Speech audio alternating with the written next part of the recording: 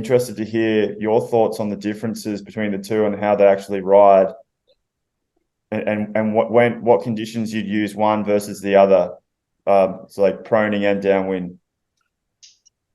So, like what Clifford described, when you get them both out of the pack, they do look very identical. Like especially when you're comparing the 170 progression to the 170 Hyper 2, you put them kind of next to each other. They both have that dihedral, but when you put it on your mask and you get out in the water, they do perform differently.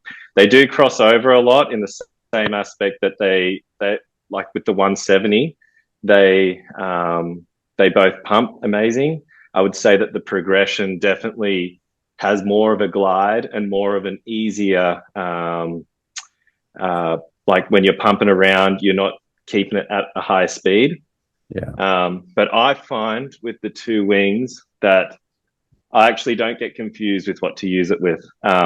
Say if I'm paddling out at the beach and it's knee high, chest high, I'm going for the progression because the progression for me, it's a less of a higher cadence pump. It's more of a chilled. You want to be chilled when you're surfing the waves versus when you're downwinding, you're on like more of a faster foil where you're chasing down swells and looking for the next move to get to connect your bump